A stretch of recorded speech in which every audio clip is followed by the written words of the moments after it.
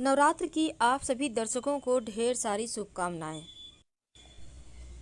देवी के 9 स्वरूपों की 9 दिनों में अलग अलग भोग लगते हैं और अलग मंत्र का उच्चारण किया जाता है, क्योंकि हर देवी का अपना स्वरूप है और अब वो उसी अनुसार वरदान भी देती हैं।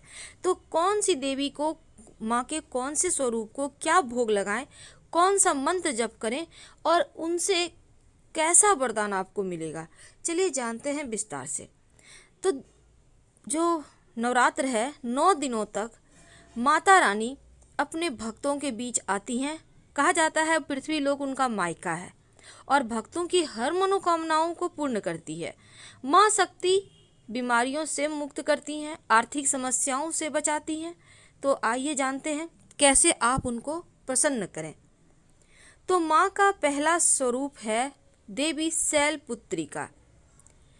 माँ शैलपुत्री को शुद्ध गाय का घी का भोग लगाया जाता है, ताकि जीवन में जो स्वास्थ्य संबंधी समस्या है वो परेशान ना करे, अच्छा स्वास्थ्य रहे, आरोग्य की प्राप्ति हो। और पर्वतराज हिमालय के यहाँ जन्म लेने के कारण इन्हें शैलपुत्री कहा जाता है। तो इनके पूजन से सदा धन धान्य से परिपूर्ण रहते हैं और अच्छे स्वास्थ्य की भी प्राप्ति होती है। और इनका मंत्र है ओम ऐं श्रीं क्लीं शैलपुत्री नमः। दूसरा माँ का स्वरूप है, माँ को घी का ही भोग लगाइएगा, पहला स्वरूप को माँ शैलपुत्री को। और दूसरा माँ का स्वरूप है माँ ब्रह्मचारिणी। तो माँ ब्रह्मचारिणी माँ दुर्गा का वह रूप है जो भक्तों और साधकों को अनंत कोटि का फल प्रदान करने वाली हैं और इनकी उपासना से त्याग, वैराग्य, सदाचार, संयम की भावना जागृत होती है। माँ ब्रह्मचारिणी का मंत्र है ओम ऐं ह्रीं क्लीं ब्रह्मचारिण्ये नमः। इस मंत्र का जप आप माँ को प्रसन्न करने के लिए कर सकते हैं और माँ को भोग लगाएंगे आप। माँ ब्रह्मचारिणी को दूसरा स्वरूप है, इनको आप चीनी, शक्कर का भोग लगाएंगे या मिश्री का भी भोग लगा सकते हैं। इनसे वो बहुत प्रसन्न होती हैं और जीवन में खुशियाँ बढ़ाती हैं। माँ का तीसरा स्वरूप है, तीसरे दिन माँ की जो पूजा की जाएगी तो माँ का स्वरूप है चंद्र घंटा। इस दिन माँ को घंटा माँ के मंदिर में अर्पित किए जाते हैं और माँ को दूध या दूध से बनी हुई चीज़ें अर्पित करने का विधान है। इससे जीवन में खुशियाँ आती हैं, सुख बढ़ता है, आरोग्य बढ़ता है, वीरता के गुणों में वृद्धि होती है, आपकी वाणी अच्छी होती है। और माँ का मंत्र है ओम ऐं ह्रीं क्लीं चंद्रघंटाय नमः। तो दूध से बनी हुई चीज़ों का भोग लगाइए तो सभी पापों से भी मुक्ति मिलेगी। माँ का चौथा स्वरूप है माँ कुष्मांडा।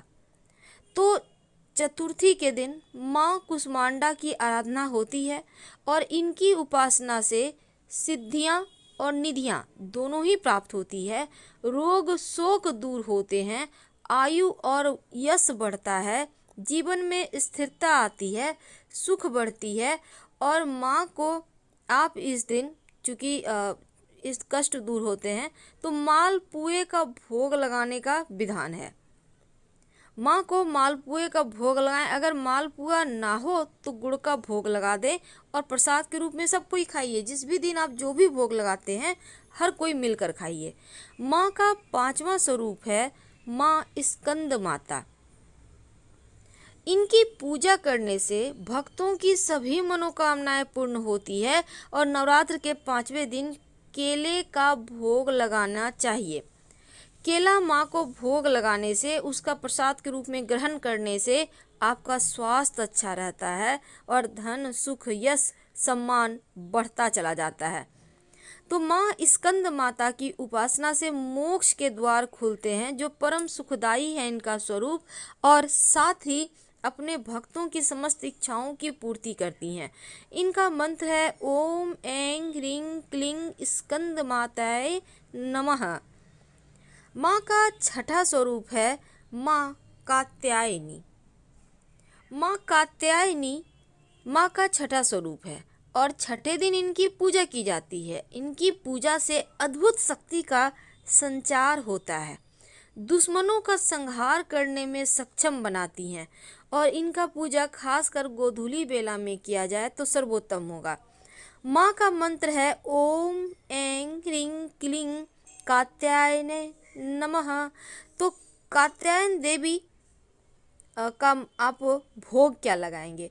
देखिए, माँ के इस छठे स्वरूप को, माँ को शहद का भोग लगाइए। माँ को शहद बहुत पसंद है और शहद का भोग लगाने से जीवन में अर्थ, धर्म, काम, मोक्ष की प्राप्ति होती है। माँ का सातवां स्वरूप है माँ कालरात्रि। भूत प्रेतों से मुक्ति दिलाने वाली देवी कालरात्रि की उपासना करने से सभी दुख दूर होते हैं। और इस दिन माता को गुड़ और मेवे के लड्डू का भोग लगाएं। माँ को लड्डू चढ़ाने से, खाने से, लड्डू जो भोग लगाइएगा या गुड़ का भोग लगाइएगा तो आधा गुड़ प्रसाद के रूप में पूरे परिवार के साथ खाएं और आधा गुड़ दान कर दीजिएगा, पूरा गुड़ मत खाइएगा। तो माँ कालरात्रि जो हैं उनका चूँकि सप्तमी दिन इनकी पूजा होती है, पापों से मुक्ति मिलती है और दुश्मनों का नाश होता है। इनका मंत्र है ओम ऐं ह्रीं क्लीं कालरात्रे नमः। और माँ का आठवां स्वरूप है माँ महागौरी। देवी का आठवां स्वरूप माँ महागौरी का है और इनकी अष्टमी के दिन पूजा की जाती है और समस्त पापों का क्षय होकर चेहरे की कांति बढ़ाता है, सुख बढ़ता है, शत्रु समन होता है। और माँ का मंत्र है ओम ऐं ह्रीं क्लीं महागौर्यै नमः। तो माँ के आठवें स्वरूप को आप भोग क्या लगाएंगे? देखिए, माँ के आठवें स्वरूप को नारियल का भोग लगाया जाता है। नारियल का भोग लगाने से घर में सुख समृद्धि आता है, संतान से जुड़ी सारी परेशानियां समाप्त हो जाती है। और नवरात्र का जो आखिरी दिन है वो नवा स्वरूप माँ सिद्धिदात्री का है। तो माँ सिद्धिदात्री की पूजा 9वें दिन होती है और इनको तिल का भोग लगाया जाता है। तिल का भोग लगाने से किसी भी तरह का जीवन में अनहोनी नहीं होती, हर तरह की समस्याओं से माँ बचाती हैं।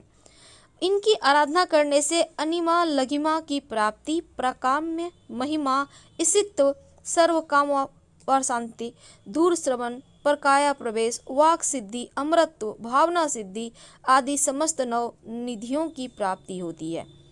माँ का मंत्र है ओम ऐं ह्रीं क्लीं सिद्धिदात्रे नमः। तो इस मंत्र का जाप आप माँ को प्रसन्न करने के लिए कर सकते हैं। तो 9 दिनों में माँ के अलग स्वरूप की पूजा होगी और अलग भोग लगाए जाएंगे।